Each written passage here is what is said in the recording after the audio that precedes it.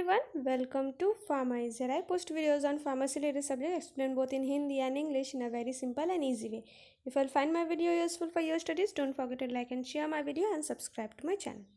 So today we will discuss on course dispersion. It is the part 7. We will discuss about the formulation of deflocculated suspension. So कैसे deflocculated suspension बनता है उसके बारे में बात करेंगे, which is included in your physical pharmaceutics 4th semester.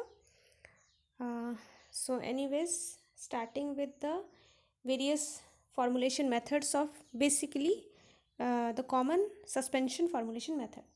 So formulation of a suspension depends on whether the desired suspension is flocculated और डीफ्लॉकुलेटेड. आप किस तरह का सस्पेंशन बनाना चाहते हो, फ्लॉकुलेटेड वाले या डीफ्लॉकुलेटेड. एज यू ऑल नो डीफ्लॉकुलेटेड मतलब वहाँ पे पार्टिकल्स इंडिविजुअली अपना फ्लोट करेंगे. एंड अगर आप फ्लॉकुलेटेड सस्पेंशन चाहते हो जहाँ पर आपके पार्टिकल्स सस्पेंडेड पार्टिकल्स के बीच में ब्रिजेस या लिंक्स होंगे, दैट इज़ फ्यू पार्टिकल्स एक दूसरे के साथ लिंक्ड अप होंगे, that is flocculates formation. So basically two approaches हैं, टू मेथड्स है जिसके द्वारा आप सक्सेसफुली फ्लॉकुलेटेड या फिर डीफ्लॉकुलेटेड सस्पेंशंस को प्रिपेयर कर सकते हो. That is first of all the first approach involves use of structured vehicle. Structured vehicle मतलब स्पेशली डिज़ाइन किया हुआ व्हीकल या सॉल्वेंट का आप इस्तेमाल करो जिसके द्वारा आपका डीफ्लॉकुलेटेड स्टेट में डीफ्लॉकुलेटेड सस्पेंशंस आपका तैयार हो सके. यानी कि वो सॉल्वेंट ही आपका ऐसा रहे कि उसमें आपके इंडिविजुअल पार्टिकल्स आपके जो है वो डिस्पर्स होकर रहे, नीचे जाकर सेटल ना हो, नीचे जाकर हार्ड केक फॉर्मेशन ना करे. सेकेंड अप्रोच होता है to keep the particles in a flocculated state to prevent cake formation. Second तरीका है आपका स्टेबिलिटी मेंटेन करते हुए सस्पेंशन बनाने का तरीका, दैट इज़ फ्लॉकुलेटेड सस्पेंशन बनाना, जहाँ पर आप पार्टिकल्स का फ्लॉकुलेट्स तैयार कर देते हो जिसकी वजह से वो सेटल नहीं होगा. सो फर्स्ट केस में आपका क्या हो रहा है कि आप ऐसा व्हीकल तैयार कर रहे हो, ऐसा सॉल्वेंट में मॉडिफिकेशन कर रहे हो कि आपका जो सस्पेंशन तैयार हो रहा है वो सस्पेंशन में भले पार्टिकल्स इंडिविजुअल है, डीफ्लॉकुलेटेड है, फ्लॉकुलेशन नहीं है, स्टिल वो अपना इंडिविजुअल नीचे सेटल भी हो जाए तो हार्ड केक फॉर्मेशन नहीं होगा. अगर सिंपली आप उस केस में व्हीकल को इम्प्रूव ना करो, आपका जो सॉल्वेंट है उसमें मॉडिफिकेशन ना करो, सिंपल अगर डीफ्लॉकुलेटेड सस्पेंशन तैयार करते हो यूजिंग सिंपल सॉल्वेंट, तो पार्टिकल्स जो है वो इंडिविजुअल होने की वजह से एक एक करके नीचे जाके सेटल हो जाएगा, सारा का सारा सेडिमेंट हो जाएगा. एंड वो सेडिमेंटेशन कंप्लीट होने के बाद दैट इज़ आपका, इससे पहले वीडियो में मैंने ऑलरेडी बताया है आपका सेडिमेंटेशन वॉल्यूम के बारे में, देन आपका सेडिमेंटेशन डिग्री ऑफ सेडिमेंटेशंस के वगैरह के बारे में. तो अगर वो कम्प्लीटली सेटल हो जाता है, दैट इज़ उनका degree of sedimentation degree of flocculation बहुत ही कम रहता है एंड उसका सेडिमेंटेशन वॉल्यूम बहुत कम होता है, दैट इज़ सारा का सारा नीचे जाके सट जाता है, बहुत कम एरिया में सारा का सारा हार्ड मास तैयार कर देता है, तो वो ये हार्ड केक जो फॉर्मेशन करेगा वो डिस्पर्स नहीं हो पाएगा इजीली. इन दैट केस अगर आप डीफ्लॉकुलेटेड सस्पेंशन चाहते हो तो एटलीस्ट आपको आपके सॉल्वेंट को इम्प्रूव करना होगा, स्ट्रक्चर्ड व्हीकल तैयार करना होगा. तो खैर इसके बारे में डिटेल्स में हम बात करेंगे आज. एंड वही आपका अदरवाइज़ दूसरा जो वे होता है स्टेबल सस्पेंशन का, वो होता है पार्टिकल्स के बीच में अगर ब्रिज फॉर्मेशन हो जाए, क्योंकि पार्टिकल्स के बीच में एक ब्रिज है.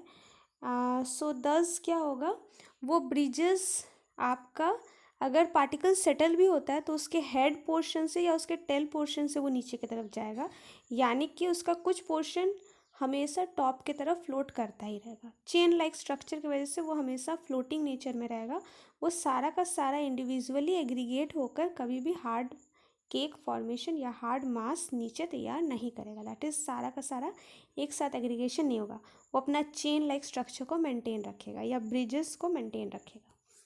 तो इस तरह से प्रिवेंशन हो सकता है. And the third way can be the combination of both, that is आप फ्लॉकुलेटेड सस्पेंशन भी तैयार करते हो, साथ ही साथ आप अपने सॉल्वेंट दैट इज़ व्हीकल को भी इम्प्रूव करते हो, मॉडिफाई करते हो. तो let's see the flow chart on the simple summary of the formulation method, that is first of all the particle में आप उसको किसी भी तरह का सस्पेंशन बनाना चाहते हो, the first step will be adding of wetting agent and then the dispersion medium improvement, that is आपके पार्टिकल्स को डिस्पर्सन मीडियम में आप उसको स्प्रेड कर रहे हो। Next, after adding wetting agent और various materials to make it dispersible, next you have to move to the uniform distribution of particles, means आपको ये अश्योर करना हो कि आपने जो वेटिंग एजेंट ऐड किया या डिस्पर्सन्स के लिए जो भी चीज़ें इस्तेमाल की उससे आपका पार्टिकल्स जो है वो यूनिफॉर्मली डिस्ट्रीब्यूशन हो गया उसका। देन आफ्टर यूनिफॉर्म डिस्ट्रीब्यूशन आप थ्री अप्रोचेस का इस्तेमाल कर सकते हो, that is first of all incorporation of structured vehicle, आप अपने पार्टिकल्स जो आपके यूनिफॉर्मली डिस्ट्रीब्यूटेड पार्टिकल्स है उसमें आप मॉडिफाइड व्हीकल का एडिशन करते हो, जिससे आपका रिजल्ट क्या होगा, you will get a deflocculated suspension along with structured vehicle, that is modified vehicle. Second approach के अकॉर्डिंग यू विल इनकॉर्पोरेट और ऐड फ्लॉकुलेटिंग एजेंट्स, जिससे क्या होगा, आपका पार्टिकल्स फ्लॉकुलेटेड हो जाएगा। अगर वो नेचुरली फ्लॉकुलेटिंग नेचर का नहीं है तो वो फ्लॉक्स में कन्वर्ट हो जाएगा and you will get a flocculated suspension. And the third approach is incorporation of flocculating agent. In this case आपको जो है first of all flocculating agent को ऐड करके you have to make flocculated suspension, फिर further आपको add करना होगा और इनकॉर्पोरेट करना होगा structured vehicle, that is modified vehicle, जिससे आपका दोनों मेथड्स कंबाइन होकर के you will get a flocculated suspension in structured vehicle. So आज हम डिटेल्स में डीफ्लॉकुलेटेड सस्पेंशंस जो मेथड आपका है, डीफ्लॉकुलेटेड सस्पेंशंस को बनाने का मेथड पर हम जो फोकस करेंगे। We will discuss upon formation of और formulation of deflocculated suspension. So we will begin with the wetting और dispersion of particles. First process जो कि होता है दैट इज़ पहले आपके पार्टिकल्स का वेट होना, यानी कि सॉल्वेंट आपके पार्टिकल्स के सरफेस को टच कर पाए, आपके सरफेस को कवर कर पाए solvent, like for example talc आपका सस्पेंडेड पार्टिकल्स, तो टैल्क के सरफेस पे वाटर या फिर जो भी आपका सॉल्वेंट है वो एड्जॉर्ब हो जाए, लेयर अटैच हो जाए, दैट इज़ वेटिंग। इसी को कहते हैं भीगना या वेट होना। एंड देन पार्टिकल्स का डिस्पर्स होना uniformly. So for this generally the first step during the formulation of suspension, as I told, सबसे पहला मेथड आपका वेटिंग का ही होता है, दैट इज़ आपके पार्टिकल्स का फर्स्ट ऑफ ऑल ज़रूरी चीज़ होता है कि वो भीगे। The dispersion of an insoluble polymer is a vehicle may be difficult as finely divided powders adsorb और entrap air at the surface. Main problems क्या होता है जिसकी वजह से हमें वेटिंग एजेंट्स का एडिशन करना पड़ता है, दैट इज़ जनरली जो इनसॉल्युबल पाउडर्स है, जो इनसॉल्युबल पार्टिकल्स है, हर चीज़ के सरफेस पे आपका जनरली कोई भी चीज़ को अगर हम सरफेस करें, लाइक सॉलिड सरफेस, आपका टेबल का सरफेस को आप कहोगे सॉलिड सरफेस, तो टेबल के ऊपर क्या कोई लेयर नहीं है, टेबल के ऊपर आपका क्या है, एयर है, जो इनविजिबल एयर है उसका लेयर बना हुआ है। अगर आप उसी टेबल का या किसी वुडन पीस को वाटर में डालते हो तो वुडन पीस के ऊपर आपके वाटर का लेयर इजीली लग जाता है।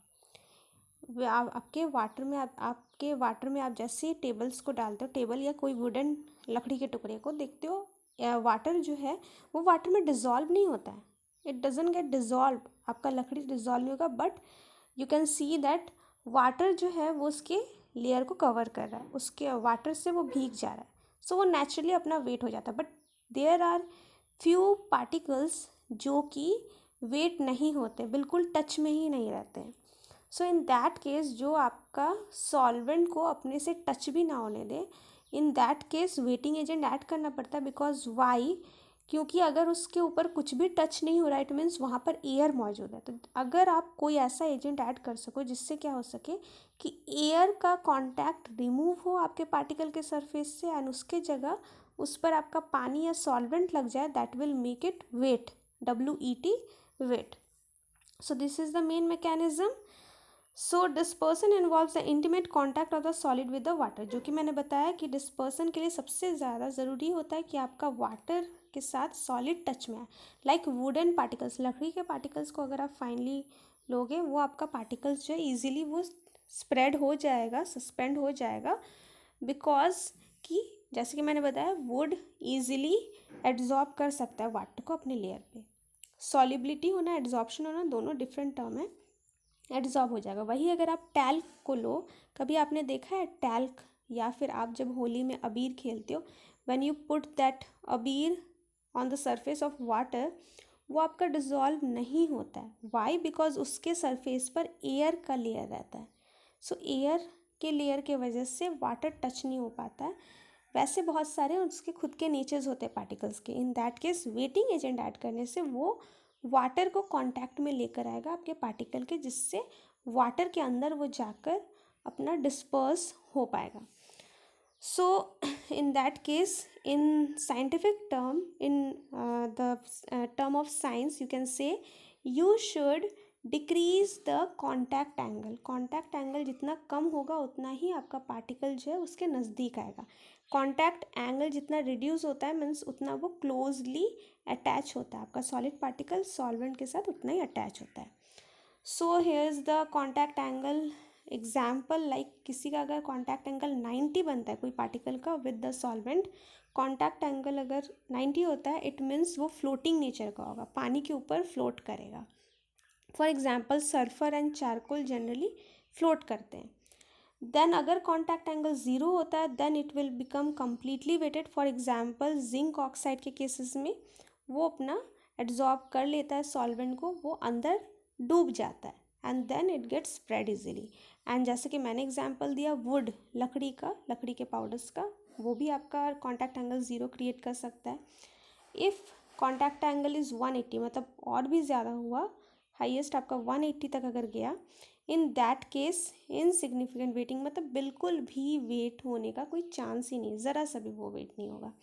So you can see various angles how they are being created. Like देख सकते हो जितना ज़्यादा कॉन्टैक्ट एंगल कम होगा उतना ही वो हाइड्रोफिलिक नेचर का है, मतलब वाटर के साथ टच में आ सकता है। दैट इज़ आप देख सकते हो एंगल कम हो रहा है। वही 90 डिग्री पर आप देख सकते हो जहाँ पर आपको विजिबल है दैट वो हाफ डिप्ड है पानी के अंदर एंड हाफ फ्लोट कर रहा है। एंड जितना एंगल वो ज़्यादा इंक्रीज करता है, मोर देन 90 डिग्री जितना होता जाएगा, उतना ही it will be hydrophobic in nature, मतलब पानी से बिल्कुल अलग रहने वाले particles.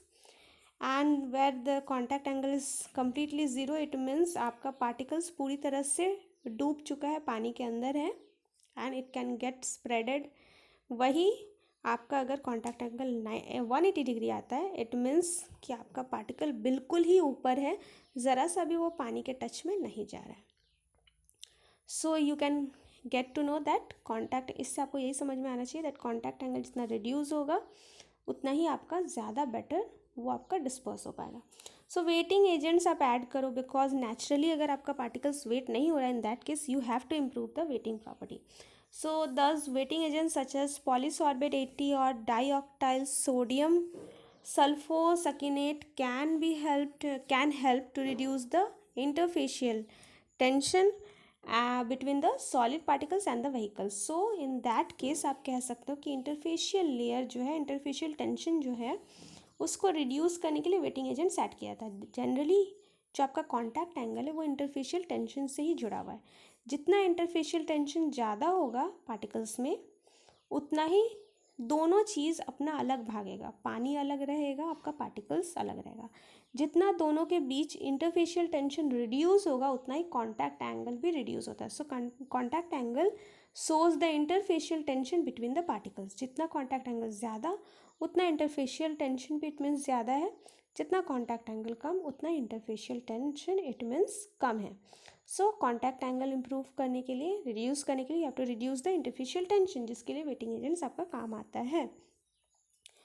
So the wetting agents are surfactant which lower the contact angle between the hydrophobic powder and the vehicle. Hydrophobic nature को रिड्यूस करता है, वाटर के कॉन्टैक्ट में लेकर आता है। Thus the air is displaced from the surface of the solid, जिससे कि एयर का लेयर रिमूव हो एंड जो सॉल्वेंट है उसका लेयर अटैच हो सके।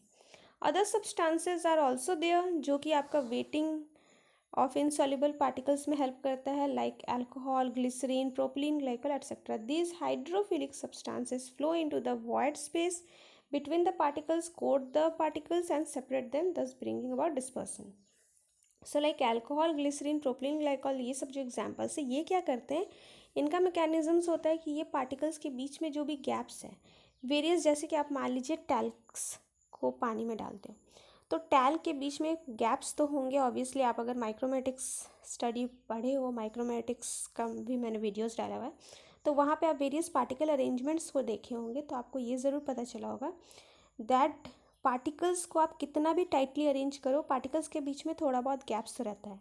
नियर बाई पार्टिकल्स आपस में जब वो जुड़े हुए रहते हैं तो उनके बीच में थोड़ा बहुत गैप्स रहता है, तो उन गैप्स को ये भर देता है, लेयर बना देता है हर पार्टिकल्स के चारों तरफ. एंड क्योंकि ये जो पार्टिकल्स हैं, ये जो सब्सटेंसेस लाइक अल्कोहल, ग्लिसरीन, ये हाइड्रोफिलिक नेचर के हैं. हाइड्रोफिलिक होने की वजह से भले आपका पार्टिकल हाइड्रोफोबिक है, बट पार्टिकल के ऊपर अब आपके ग्लिसरीन, अल्कोहल, इन सब का लेयर बन चुका है. एंड दस ये लेयर क्योंकि हाइड्रोफिलिक है तो ये इसे पानी की तरफ ले जाएगा, ये हेल्प करेगा. ये कोटिंग की वजह से आपका पार्टिकल्स, अंदर का पार्टिकल हाइड्रोफोबिक होते हुए भी बाहर का कोटिंग लेयर्स हाइड्रोफिलिक है, दस वाटर लवेबल है, दस वो वाटर के पास लेकर जाएगा.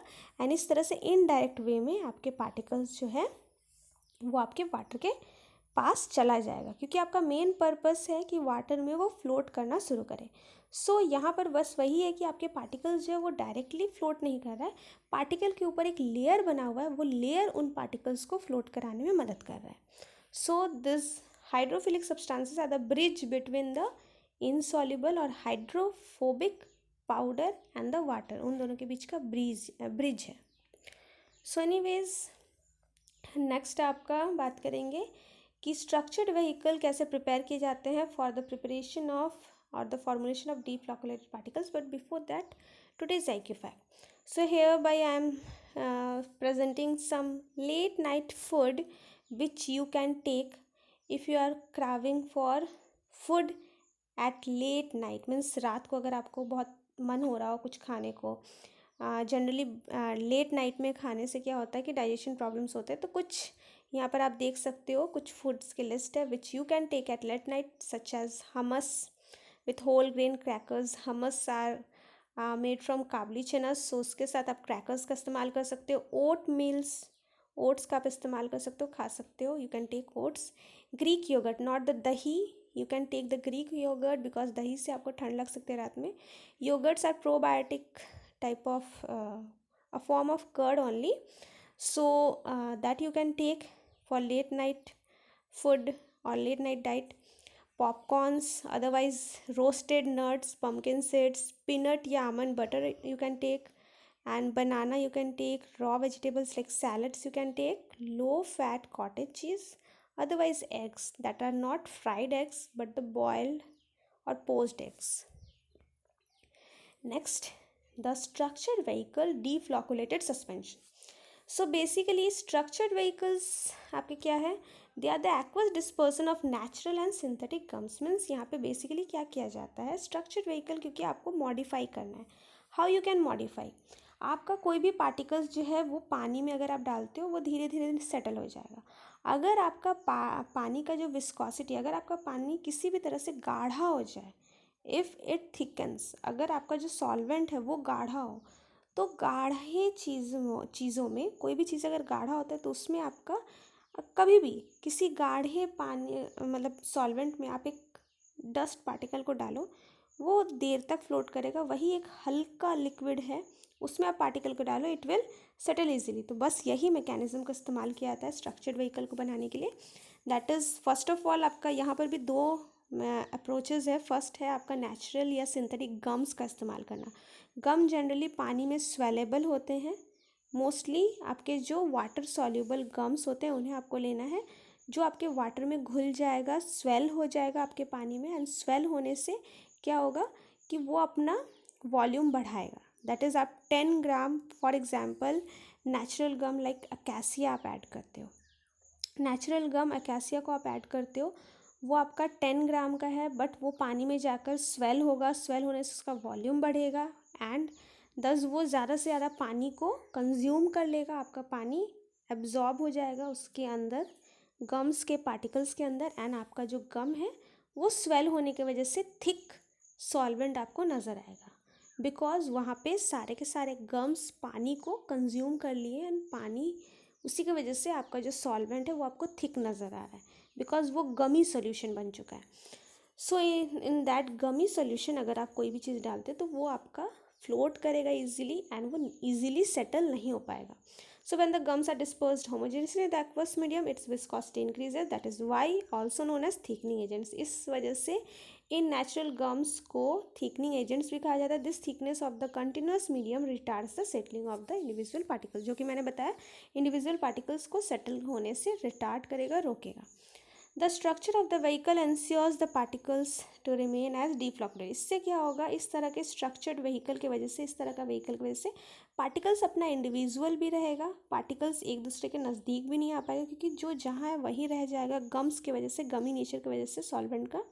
साथ ही साथ जो जहाँ है वहीं रहने का मतलब वो नीचे भी नहीं सेटल हो पाएगा, एंड दस वो यूनिफॉर्मली अपना डिस्ट्रीब्यूटेड होकर रहेगा डीफ्लॉक्युलेटेड मैनर में। The vehicles act by entrapping the individual particles and translating them into a deflocculated suspension. Particles क्या करते हैं, यहाँ पर आपका व्हीकल जो है वो गाढ़ा होने के बाद हर एक पार्टिकल के बीच में एंट्रैप कर जाता है, मतलब पार्टिकल्स के बीच में गैप बना देता है, इंडिविजुअल पार्टिकल्स के बीच में आ जाता है, जिससे पार्टिकल्स अपना दूर दूर भी रहेगा एंड पार्टिकल्स जहाँ का तहाँ वहाँ भी रहेगा, वो नीचे फ्लोट होकर नीचे भी नहीं जा पाएगा, कलेक्ट नहीं हो पाएंगे एक साथ। सो आपका डीफ्लॉक्युलेटेड सस्पेंशंस जो है वो बन जाएगा that has no settling occurs in the place, जहाँ पर आपका जो है किसी तरह का सेटलिंग नहीं होंगे, पार्टिकल्स जो है नीचे जाकर सेडिमेंट नहीं होंगे। Moreover there should also possess some degree of thixotropic behaviour, that is gel sol gel transformation. साथ ही साथ आपको इस तरह से सॉल्वेंट को डिज़ाइन करना है, या फिर आपके जनरली जो गम्स होते हैं उनका नेचर वैसा ही होता है कि जब आप उसे छोड़ देते हो स्टोर के लिए वो जेल लाइक स्ट्रक्चर में लाया था, मतलब उसका विस्कोसिटी बढ़ जाता है। वही जब आप उसमें अप्लाई करते हो फोर्स, तो वो आपका फ्लूइड के जैसा, लिक्विड के जैसा स्मूथली फ्लो करेगा।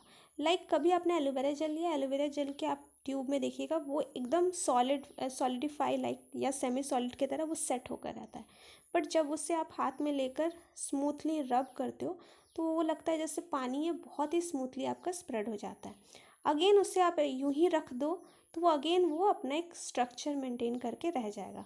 सो this should be the nature of your structured vehicle, that is thixotropic behaviour, it is known as thixotropic behaviour. जहाँ पर आप जब फोर्स अप्लाई करते हो वो उसका विस्कोसिटी रिड्यूस हो जाता है, वो लिक्विड की तरह स्मूथली फ्लो करता है। जब आप उस पर शियर स्ट्रेस अप्लाई नहीं करते हो, दैट इज़ आप उस पर किसी तरह का फोर्स अप्लाई नहीं करते हो, it will set like a solid, वो अपना सॉलिड के जैसा अपना एक शेप मेंटेन करके रहेगा, या जेल के जैसा उसका स्ट्रक्चर शेप मेंटेन रहेगा। Thus it is known as thixotropic behaviour उनमें होना चाहिए, that is gel to sol and gel transformation. So इससे क्या होगा, आपका फिजिकल स्टेबिलिटी इंप्रूव होगा। During storage shear thinning system acquires a gel like structure so आपका जेल लाइक स्ट्रक्चर हो जाएगा। So the particles do not settle on shaking, the viscosity decreases, shake करने से या किसी भी तरह से फोर्स अप्लाई करोगे आप एक्सक्यूज मी, सो विस्कोसिटी आपका जो है वो डिक्रीज हो जाएगा, दैट इज स्मूथ हो जाएगा, विस्कोसिटी घट जाएगा एंड सस्पेंशन जो है वो सॉल्व फॉर्म ले लेगा। सो देन बेटर पोरेबिलिटी मिलेगा इससे, जब आप पोर करोगे तो वो स्मूथली लिक्विड के जैसा पोर होगा, क्योंकि आप शेक किए, जैसे ही उस पर फोर्स अप्लाई किए वो लिक्विफाई जैसा होने लगा, वो स्मूथली आपका निकल कर आएगा, इजीली पोरेबल हो जाएगा, इजीली स्प्रेडेबल भी होगा। व्हेन लेफ्ट असाइड, अगेन जब उससे आप ऐसे ही छोड़ दोगे तो suspension will regain its gel like structure. So ये होते हैं structured vehicles. For this reason Newtonian vehicles are not suitable, इसी वजह से नॉर्मली न्यूटोनियन लॉ को फॉलो करने वाले फ्लूइड्स का आप इस्तेमाल नहीं कर सकते हो, लाइक वाटर वगैरह का वही चीज़ है। न्यूटोनियन जहाँ पर आपका जितना शियर स्ट्रेस अप्लाई करते जाओगे उतना वो स्मूथली मूव करता जाएगा, ऐसा नहीं होना चाहिए।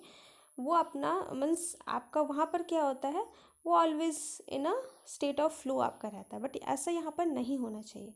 यहाँ पे आपका जब आप शियर स्ट्रेस अप्लाई नहीं कर रहे हो, वो अपना सेट होकर रहे, अप्लाई करोगे तब वो मूव करेगा। तो यहाँ पर इस वजह से non Newtonian that is thick और ट्रॉफिक टाइप ऑफ फ्लूइड्स का इस्तेमाल करना होता है, ना कि नॉर्मल न्यूटोनियन व्हीकल्स का। So now structured vehicles are extensively used to prepare deflocculated suspension. Stokes law is applicable in this case. यहाँ पर आपका स्टोक्स लॉ जो है कम्प्लीटली एप्लीकेबल होता है। वाई? बिकॉज स्टोक्स लॉ के अकॉर्डिंग आपका क्या है दैट आपने अगर उसका इक्वेशंस को स्टडी किया होगा तो वहाँ पर आपका होता है पार्टिकल साइज रिड्यूस करने से उसका सेडिमेंटेशन स्लो होगा। पार्टिकल्स का डेंसिटी जितना कम होगा उतना वो स्लो सेडिमेंट करेगा। विस्कोसिटी आपके सॉल्वेंट का जितना गाढ़ा होगा उतना ही जो है वो स्लो सेडिमेंटेशन होगा पार्टिकल्स का। तो क्योंकि यहाँ पे आप विस्कोसिटी इम्प्रूव कर रहे हो एंड क्योंकि यहाँ पे आपके पार्टिकल्स इंडिविजुअल है जो कि आपका इजीली सेटल नहीं हो पा रहा है, in that case Stokes law के द्वारा आप इजीली स्टडी कर सकते हो स्ट्रक्चर्ड व्हीकल के बारे में। एंड स्पेशली कितना आप स्ट्रक्चर्ड व्हीकल का विस्कोसिटी इंक्रीज कर सकते हो सेडिमेंटेशंस को रोकने के लिए, पार्टिकल्स को नीचे सेटल होने से रोकने के लिए, that can be studied using the Stokes law. So structured vehicles are generally prepared using hydrocolloids. Hydrocolloids gets hydrated well in water. Hydrocolloids का इस्तेमाल किया था, that is hydrocolloids मतलब आपके वाटर soluble gums या पॉलीसैकेराइड्स। हाइड्रोकोलाइड्स जो है वो आपका वाटर में हाइड्रेट हो जाते हैं, इजीली स्वेल होता है। हाइड्रेटेड मतलब वाटर्स को एब्जॉर्ब कर लेते हैं, वाटर्स में स्वेल हो जाते हैं एंड हाई विस्कोसिटी प्रोवाइड करते हैं to the solvent. And few types of hydrocolloids are as such. They are methyl cellulose. These are non-ionic type. First category जो आपका है that is non ionic type का है, दैट इज़ इसमें किसी तरह का आयन्स या चार्जेस नहीं रहते हैं। For example methyl cellulose, hydroxy propyl cellulose, ये सब आपके सिंथेटिक पॉलीमर्स हो गए। Other than that anionic that is negative charge, that is sodium carboxy methyl cellulose, polyacrylic acid और कार्बोपोल, ये सारे सिंथेटिक है। अदरवाइज नेचुरल सोर्स में आपके हो गए clay, bentonite and normally acacia, tragacanth, ये सारे तो इस्तेमाल होते हैं। The desired concentration of the thickening और सस्पेंडिंग एजेंट डिपेंड्स ऑन जो वेरियस आपके थिकनिंग या इसको आप सस्पेंडिंग एजेंट्स भी कह सकते हो, थिकनिंग एजेंट या सस्पेंडिंग एजेंट्स जो ये सारे हैं, ये कितना कंसनट्रेशन में आपको लेना है, कितना अमाउंट में, that depends on viscosity of the vehicle. आपका व्हीकल का विस्कोसिटी कितना है ऑलरेडी, मीन्स ज़रूरी नहीं कि आप वाटर को एज ए सॉल्वेंट ले रहे हो सकता है आप कुछ और सॉल्वेंट का इस्तेमाल कर रहे हो आपके सस्पेंशन को बनाने के लिए, तो या फिर हो सकता है वाटर में कुछ ऑलरेडी पहले से डिज़ोल्व्ड है। तो वाटर में जो भी डिज़ोल्व है या जो भी चीज़ें हैं, वाटर का पहले से विस्कोसिटी कितना है उससे आपको चेक करना होगा। देन आफ्टर आप कितना और उसका विस्कोसिटी इम्प्रूव करना चाहते हो, वो अकॉर्डिंग टू दैट आप अमाउंट डिसाइड करोगे थिकनिंग एजेंट्स कितना ऐड करना है। अमाउंट ऑफ सॉलिड्स अगर ज़्यादा है तो थिकनेस थोड़ा ज़्यादा रखना होगा। सॉलिड्स अगर कम है तो थोड़ा बहुत थिकनेस में भी वो इजीली सेटल नहीं होगा। तो अकॉर्डिंग टू दैट आपको देखना होगा थिकनिंग एजेंट्स कितना ऐड करना है। पार्टिकल के साइजेस अगर छोटे रहे, according to that all the factors जो गिवन है वो अकॉर्डिंग टू स्टोक्स लॉ है। अगर आपका पार्टिकल्स का साइज़ ऑलरेडी रिड्यूस्ड साइज़ है, काफ़ी फाइन साइज़ है, तो वो ऑलरेडी आपका जो है लेस आपका मतलब वेरी स्लो रेट में सेडिमेंट करता है। इन दैट केस आपको थिकनेस ज़्यादा बढ़ाने की ज़रूरत नहीं। But if particles are moderately large size, अगर आपके पार्टिकल्स का साइज़ थोड़ा लार्ज है, इन दैट केस थोड़ा थिकनेस ज़्यादा रखना होगा आपको सॉल्वेंट का, ताकि वो सेटल ना हो। And also the density of the solids, आपके जो सॉलिड पार्टिकल्स है हो सकता है उसका पार्टिकल साइज कम हो बट उसका डेंसिटी ज़्यादा है, मीन्स वो ज़्यादा भारी है। इन दैट केस आपका अगर पार्टिकल छोटा भी है बट वो जल्दी सेटल हो सकता है बिकॉज वो भारी है, उसका डेंसिटी ज़्यादा है। In that case you have to take thickening agent more. Like for example आप कंपेयर करो एक बालू को और एक कॉटन्स को। फॉर एग्जाम्पल आप कॉटन्स को डालते हो पानी में, तो कॉटन्स आपके जो है वो तो ऑब्वियसली आपका वाटर आपका अब्जॉर्ब कर लेता है। आई एम जस्ट कंपेयरिंग, आप एक मुट्ठी बालू लो, एक मुट्ठी कॉटन लो, दोनों आपका एक मुट्ठी है बट भारी कौन सा होगा, तो बालू, बिकॉज बालू का डेंसिटी ज़्यादा है। So this is the criteria, उसको भी आपको देखना होगा, वो फैक्टर को भी आपको कंसिडर करना होगा। Among this viscosity has a profound influence on stability. उसमें देन आपको ये सारी चीज़ों को देखने के बाद विस्कोसिटी को देखना पड़ता है। स्टेबिलिटी मेंटेन करने के लिए विस्कोसिटी को ही आप इम्प्रूव कर सकते हो। सो देयरफॉर सस्पेंडिंग एजेंट्स को यूज़ किया जाता है to produce a high degree of viscosity. Now suspension intended for oral use contain high amounts of suspending agents. वहाँ पर आपको ओरल यूज़ के लिए जहाँ आप सस्पेंशन बनाते हो तो वहाँ पे सस्पेंडिंग एजेंट ज़्यादा लेने होंगे। जनरली नॉन आयनिक टाइप्स के लिए जाते हैं because of the presence of high amount of solids. क्यों ज़्यादा लेना पड़ता है सस्पेंडिंग एजेंट्स? क्योंकि ओरली जो हम सस्पेंशंस कंज्यूम करते हैं वहाँ पर आपके जो सॉलिड्स है वो सॉलिड्स ज़्यादा मात्रा में रहते हैं, जितना कि आपके पैरेंटल्स वगैरह में नहीं रहेगा। मीन्स वहाँ पे कंसनट्रेटेड आपका सस्पेंशन रहता है। Suspensions intended for parental use contain suspending agent in a very less amount that is 0.5% W/V। वहाँ पे आपका कम अमाउंट में आपका सस्पेंशन आपके पार्टिकल्स रहते हैं, दस आपका सस्पेंडिंग एजेंट भी कम लगेगा। आपका डाइल्यूटेड सस्पेंशन जनरली रहता है जो इंजेक्टेबल सस्पेंशंस होते हैं।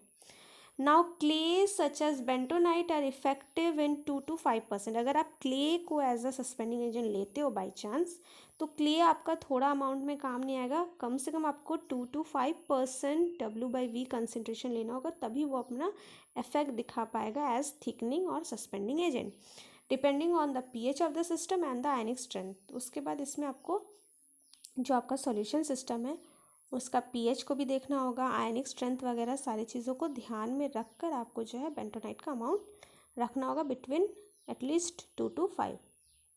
नेक्स्ट आपका है that when clay are used generally clays में माइक्रोबियल अटैक्स होने के चांसेस रहते हैं, thus you have to add preservative also. आपको प्रिजर्वेटिव भी लेना होगा। Now the density of the structured vehicle. अब तो ये हो गया थिकनेस बढ़ाने का। थिकनेस के अलावा आप स्ट्रक्चर्ड व्हीकल दूसरे तरीके से भी बना सकते हो, दैट इज़ विस्कोसिटी की जगह आप डेंसिटी, दैट इज़ उसका जो वज़न है उसको आप बढ़ा लो। विस्कोसिटी तो गाढ़ापन हो गया and talking about the density means उसको थोड़ा और भारी बनाओ, थोड़ा हैवी बनाओ। हैवी बनाने के लिए आप क्या कर सकते हो, वेरियस इंग्रेडिएंट्स ऐड कर सकते हो जो हैवी इंग्रेडिएंट्स हैं, वेरियस हैवी लिक्विड्स जो वाटर में आपका डिज़ोल्व हो जाए एंड कॉम्बिनेशन में वाटर के साथ उसका वज़न ऐड होकर के उसका डेंसिटी भी ऐड होकर के आपके वाटर का, या आपका वाटर तो वो प्योरली नहीं रहेगा, वाटर के साथ जो भी आपने ऐड किया उसका रिजल्ट में आपका जो एक्वस सॉल्वेंट होगा उसका डेंसिटी बढ़ जाएगा। बिकॉज जो पार्टिकल्स होते हैं उनका डेंसिटी वाटर से थोड़ा ज़्यादा रहता है, तो ज़्यादा रहने से डेंसिटी अगर एक जैसा स्टेबिलिटी, अगर आप आई डोंट नो मैंने प्रीवियस वीडियो में बताया है कि नहीं, otherwise I will explain in further parts that आपके सस्पेंशंस को स्टेबल रखने का एक क्राइटेरिया जो होता है वो होता है डेंसिटी को एक जैसा रखना। जितना आपके सस्पेंडेड पार्टिकल्स एंड आपके सॉल्वेंट का डेंसिटी एक जैसा रहेगा, जितना आइडेंटिकल हो सकेगा उतना ही वो ज़्यादा स्टेबल रहता है। दैट इज़ फॉर एग्जांपल आपके वाटर का डेंसिटी है 1, अगर आप जो भी पार्टिकल उसमें डाल रहे हो उसका अगर 1.01 1.02 मतलब अप्रॉक्स आपके वाटर की जितना अगर डेंसिटी हो पाया तो वो इजीली फ्लो आपका स्प्रेडेबल होगा, डिस्पर्स्ड होगा। वही अगर आपका डेंसिटी जो है कम हो जाता है तो ऊपर फ्लोट करेगा पार्टिकल्स, एंड पार्टिकल्स का डेंसिटी अगर ज़्यादा हो जाता है वाटर से काफ़ी ज़्यादा तो वो नीचे सेटल हो जाते हैं। इन दैट केस आप डेंसिटी को इम्प्रूव करो अगर वाटर का, दैट इज़ आपका जो पार्टिकल है वो तो एज इट इज़ है, पार्टिकल्स में आप कुछ भी घोल नहीं सकते हो क्योंकि वो सॉलिड है। इन दैट केस अगर आप वाटर में कुछ इम्प्रूव करते हो which can make your water more dense, इससे क्या होगा कि आपका पार्टिकल्स उसमें पार्टिकल जैसे फॉर एग्जांपल पार्टिकल का डेंसिटी 2 है, आपके वाटर का डेंसिटी 1 है, आप कुछ ऐसा ऐड करते हो जिससे आपका पार्टिकल, आपका जो सॉल्वेंट है उसका भी डेंसिटी जो है वो बढ़कर 2 तक पहुंच जाता है, देन वो आपका स्टेबल सस्पेंशन प्रूव हो सकता है। तो in that case density improve करके भी आप स्ट्रक्चर्ड व्हीकल बना सकते हो, for which you can add ingredients such as polyvinyl pyrrolidone that is PVP, other than that sugar or polyethylene glycols that is PEG, glycerin etc. combination of this adjuvant yields improved suspension। इससे क्या होगा, आपको एक अच्छा improved suspension मिलेगा। So with this हमारा आज का वीडियो कंप्लीट हो रहा है। Next we will talk about the formulation of flocculated particles, for flocculated suspensions कैसे बनाते हैं उसके बारे में बात करेंगे। So for more videos you can go and check my channel. Hope that you have found my video useful. If yes then press the bell icon and thanks for watching. Bye bye.